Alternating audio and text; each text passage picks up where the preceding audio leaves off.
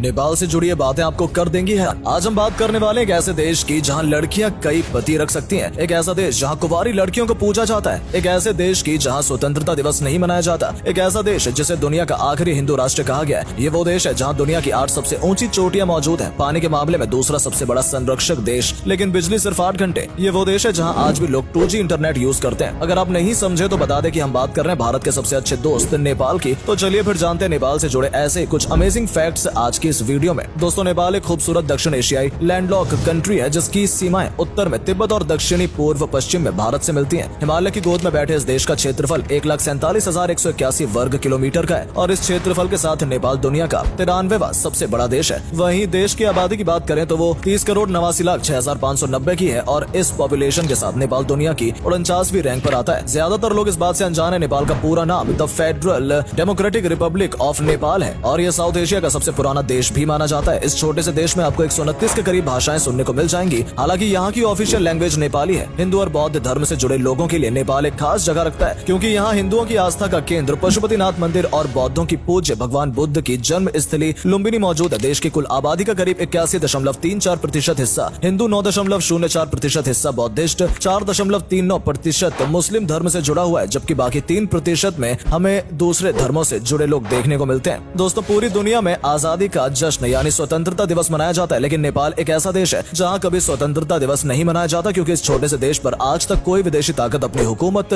जमा ही नहीं कर पाई है। हाँ, यहाँ कई राजा महाराजाओं का शासन रहा है, लेकिन ब्रिटिशर्स, डच और दूसरे विदेशी ताकतें यहाँ अपने पैर नहीं जमा पाई। दिलचस्प है लेकिन सच है कि अगर आज आप नेपाल के नक्शे को 90 डिग्री पर घुमाएंगे तो ये बिल्कुल पुर्तगाल जैसे शहर नजर आएगा। ये एक ऐसा देश है जहाँ महिलाओं को अपनी मर्जी से शादी करने की आजादी भले ही नहीं है, लेकिन एक से ज्यादा शादियां करने की इजाजत जरूर है। जी हाँ, यहाँ लव मैरिज बहुत कम होती है, लेकिन एक लड़की एक से ज्यादा पति रख सकती है। साथ ही यहाँ कुंवारी लड़कियों को देवी की तरह भी पूजा जाता है और यहाँ एक कुमारी मंदिर भी है। यूँ तो दुनिया में सभी देशों के फ्लैग्स रेक्टेंगुलर शेप के हैं, लेकिन नेपाल एकमात्र ऐसा देश है जिसका फ्लैग 2 ट्रायंगल से मिलकर बना हुआ है। इस झंडे में दिख रहे ये त्रिकोण यहाँ बसे माउंट एवरेस्ट और इन पर छपे ये चांद और तारे यहाँ के विभिन्न धर्मों के लोगों की एकता के प्रतीक है। दोस्तों, नेपाल आखिरी हिंदू राष्ट्र है। दरअसल काफी साल पहले तक ये एक हिंदू राष्ट्र हुआ करता था। हालांकि एक हिंदू राष्ट्र के तौर पर इस देश को कभी मान्यता नहीं मिली। वहीं साल 2007 में नेपाल के संविधान में कुछ संशोधन किया गया और ये एक धर्मनिरपेक्ष राष्ट्र बन गया। क्या आपको यकीन होगा कि नेपाल में इस समय 2023 नहीं बल्कि 2079 चल रहा है? जी हाँ, आपने बिल्कुल सही सुना, लेकिन टाइम में इतना हेरफेर कैसे, चलिए बताते हैं। लेकिन ये खुफिया जानकारी हासिल करने से पहले वीडियो को लाइक करके शेयर तो कर दीजिए। दरअसल दोस्तों, नेपाल का कैलेंडर शक संवत या ग्रेगोरियन टाइम को फॉलो नहीं करता है, बल्कि यहाँ का कैलेंडर विक्रम संवत को फॉलो करता है और ये नेपाल का खुद का कैलेंडर है जो सूरज और चांद के मूवमेंट पर आधारित है। वैसे जब भी कोई कहीं जाता है, फिर चाहे वो मीटिंग अटेंड करनी हो या दोस्तों से मिलना हो, हर कोई सबसे पहले हाथ मिलाता है, फिर मीटिंग आगे बढ़ती है। लेकिन दोस्तों, नेपाल में हाथ मिलाने का कल्चर नहीं है। जी हाँ, यहाँ हाथ मिलाना अच्छा नहीं समझा जाता, या यूं कह लीजिए कि ये इनके कल्चर का पार्ट नहीं है। यहाँ लगभग सभी लोग हाथ जोड़कर नमस्ते करते हैं, जिसका मतलब होता है कि मैं आपके अंदर ईश्वर को नमन करता हूँ। दुनिया भर में दोस्तों कई पर्वत चोटियां हैं, लेकिन हैरानी की बात यह है कि इनमें से 8 सबसे ऊंची चोटियां नेपाल में मौजूद है, जिनमें से एक है दुनिया की सबसे ऊंची चोटी माउंट एवरेस्ट, जो कि 8,849 मीटर की ऊंचाई पर मौजूद है। वैसे सिर्फ ऊंची चोटी ही नहीं बल्कि इस देश में सबसे गहरी घाटी भी देखने को मिलती है। इस घाटी की गहराई 4,375 मीटर है और इसे काली घाटी के नाम से जाना जाता है। इसे दुनिया की सबसे गहरी घाटी कहा जाता है, जो गंडकी नदी द्वारा बनाई गई है।